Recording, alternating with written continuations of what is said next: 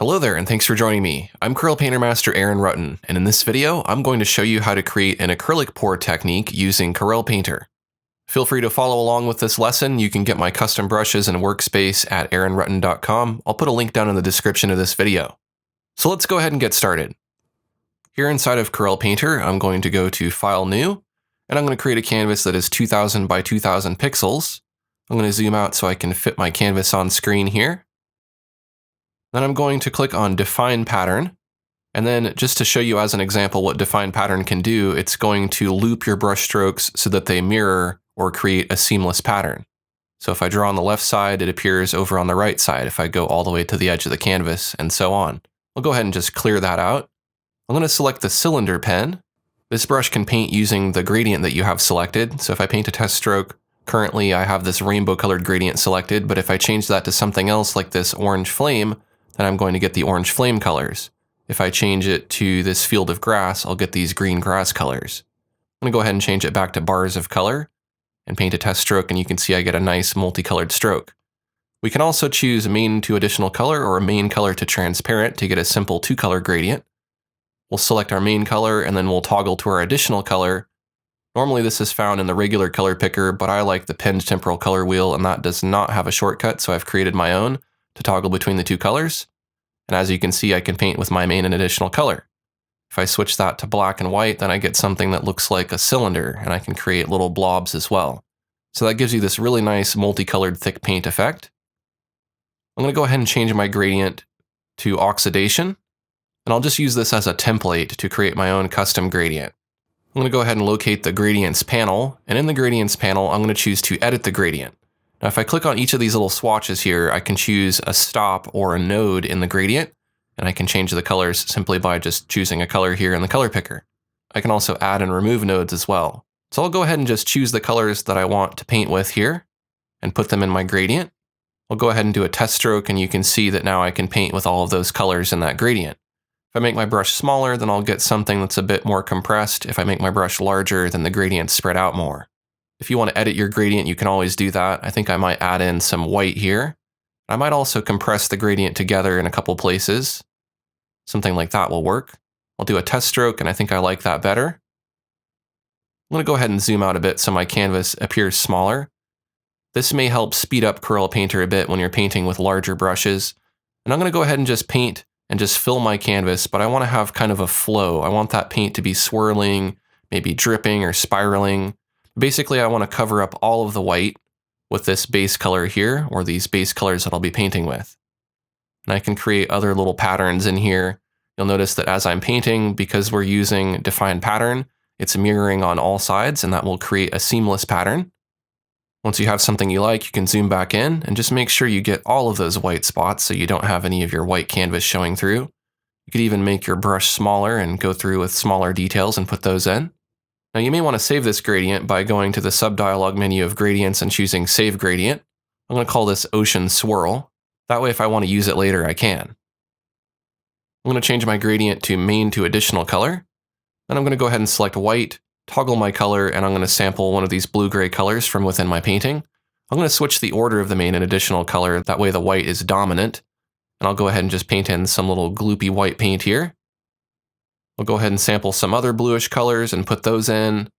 Maybe I'll want a blue streak here that's a bit different than the other blue-greens that are going on in the painting. Now I'm going to select the Coarse Smear Blender Jitter brush, and I'm going to change my paper to Organismal Textures Bumpy Elephant Skin. If I blend very lightly with this, I can kind of smear the paint around and blend it together a little bit. And even as I'm blending, it's going to mirror on the sides of the canvas. So I want to go through and just kind of mix this up, help this look a little bit more natural and organic. What we're doing here is we're creating kind of a foundation of colors that we can pull and smudge around. Next, I'm going to select the Distorto brush and we can start smudging the paint. I want to use short kind of light taps just to pull the paint around and smudge it a bit. I want to pull it and make it broader around the edges of the canvas and keep the center kind of condensed together more. I can also select the Turbulence brush and I can kind of mix things up that way and get the paint to swirl together. I'm going to go back to Distorto, and I'm going to start kind of pulling things in a direction. Maybe we want the paint to all start swirling together or going in one single direction or in multiple directions. This is where you can kind of push and pull the paint around and start to create a flow. Now there isn't really a right or wrong here, I'm just kind of doing whatever looks good to me, and that's the fun thing about abstract art. It's non-objective, so I'm just kind of trying stuff, and if I like it, I keep it. If I don't like it, then I might cover it up or do an undo. And a lot of this is just about back and forth experimentation. Basically what I'm doing is I'm looking for areas that are kind of flat or boring, and then blending or smudging those areas a bit to give them some character. Now I'm going to go ahead and go to Save As, and I'm going to save this as my first iteration. Then I'm going to go to Select All to create a selection around the canvas, and I will choose Capture Pattern. I'll call that pattern Seafoam, and it will appear down in the bottom of my Patterns palette. Now I can choose Select a None to deselect that selection. I'll select the rendering brush, which paints with the pattern. And now you can see I can paint using that swirling pattern that I captured, so I'm putting the pattern within the pattern. This is creating a lot of extra detail. Now the way this brush works is if I use light pressure, I'm going to get a smaller mark. If I use heavier pressure, I'm going to get a larger mark. But the scale of the pattern within the mark is going to be larger or smaller to match the size of the brush. Now you could paint on this canvas and go ahead and continue that way, or you can optionally create a new blank canvas and you can start fresh using this pattern as your base colors. I'm going to go ahead and do that. I'm going to use that rendering brush with a big brush. I'm just going to paint in a nice swirling pattern here, and I'll just vary my brush size so that I fill this in, but there's a nice balance of big and small details in the pattern. I want the bigger details to be near the edges, that way it looks like the paint is kind of flowing outward from the center. Something like that works, and I can always scale this pattern up or down, but when you do that, if you scale it down, then that means that the pattern is going to be lower resolution when you paint with it. If you scale it up, it'll be higher resolution. Probably best just to go ahead and leave this one around 100% because that works pretty well, but that's just something to keep in mind when you're painting. Now I'm going to switch to Distorto, and I'm going to just go ahead and pull some of the paint around, just like I did before along the edges to make it look like it's flowing toward the edge. And I can create flow within the painting itself. I can kind of compress things in the center and push and pull them around. But this is starting to look very organic and very natural, like paint flowing on a canvas. Now I'm going to select the finger blender, and I can use this just to kind of softly mix some paint together. This helps it look a little more natural so it's not so perfect and sharp everywhere. It just kind of softens things up a little bit.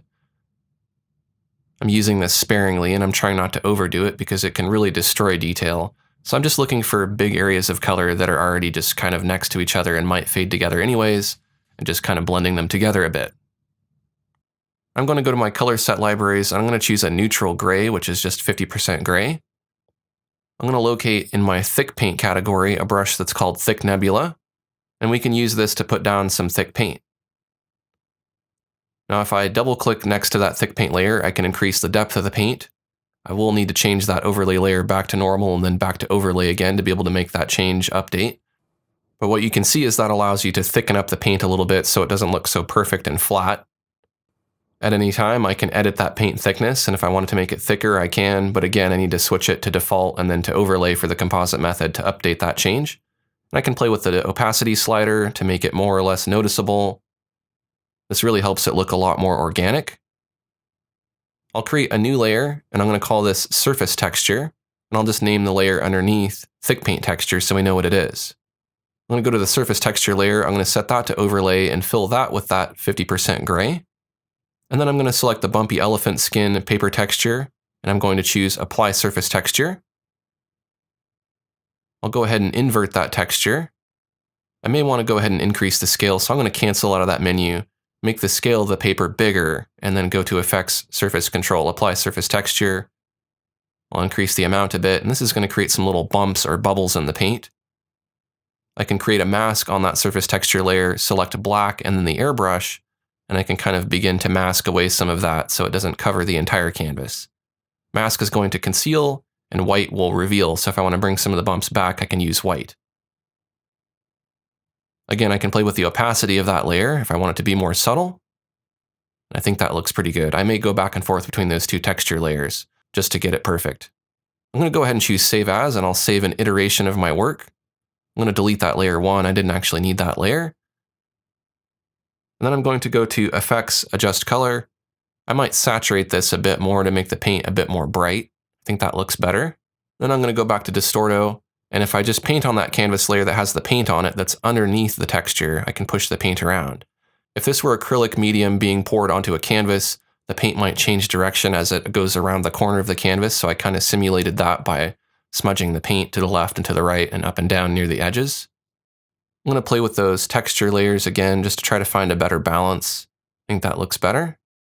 I'll go back to the canvas layer and I can continue distorting this and swirling it together, and I won't have to worry about messing up the texture layer that's above it. I'm going to create a new layer. I'm going to call this Swirls. I'll set the composite method to Overlay. I'm going to go to my pattern libraries and I'm going to choose Acrylic Pour Grayscale. I'll select the rendering brush and I can paint with this to add some swirls.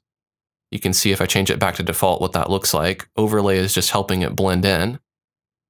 And I'll just paint here and there in a few places just to make the paint look a little more liquidy. And I can reduce the opacity of that layer and do it before and after to see the effect that it's having. I think I want that to be pretty subtle. You can also flip the canvas vertically or horizontally. Sometimes it looks a little bit better and looks more fresh that way. You might like it better flipped. I'll go back to the canvas and again, I'll distort it a bit more with Distorto, creating more of a spiral pattern here and compressing it more in the center. And you'll just start to see areas that need tweaking and you can tweak those areas.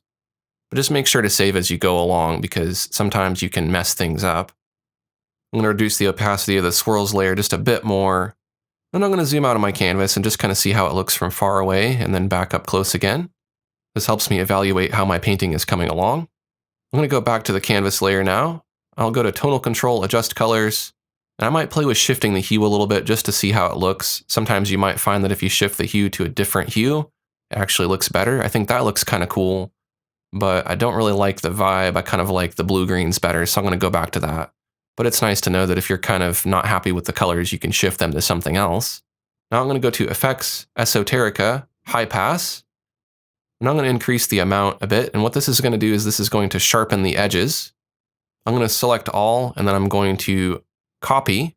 Then I'm going to do some undos to before I applied that effect. I'm going to paste that layer, and I'll name that layer High Pass. So basically I just have a duplicate of my artwork that's set to High Pass. If I change the composite method to Overlay, and play with the layer opacity, basically what that's doing is that's increasing some of the contrast. If we do a before and after, you can see that. I'm going to go ahead and just drop that high pass layer down to the canvas, and I can blend and swirl some more if I want to. Might even try Thin Distorto, that's just like Distorto but a bit thinner. But I'm just kind of hunting around for different areas here where I want to mix up the paint and just add more character. Again, I'm just looking for areas that are kind of boring and just adding more visual interest to them. If I do something I don't like, I'm going to undo it. If I do something I like, then obviously I'll keep it.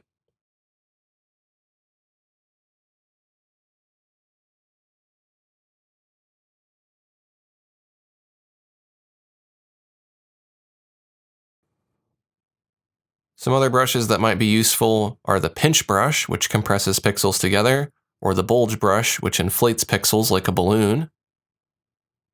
You might also like the springy blender, which can kind of pull little streaks of paint around. Another brush is the blow brush, and you can use that to kind of blow air onto the canvas and spread the water or the liquid paint around. We looked at coarse smear blender jitter, but you can use that to kind of tap to break up some of the paint and get it to flow into some of those bumpy elephant skin textures if you have that paper grain selected. But again, be careful with this because this can really destroy a lot of that nice detail in the swirling paint. And I think overall, I'm pretty happy with how this turned out, so I'm going to go ahead and save my final copy. And then I'm going to go to Save As again, and I'm going to save this as a PNG so I can post it on the web. So there you go, now you know how to create a digital acrylic pour effect using Corel Painter. If you enjoyed this video, click the like button, and if you're new to my channel, I'd love to have you subscribe. I have a lot more Corel Painter tutorials like this. Thanks for watching, and I'll see you next time.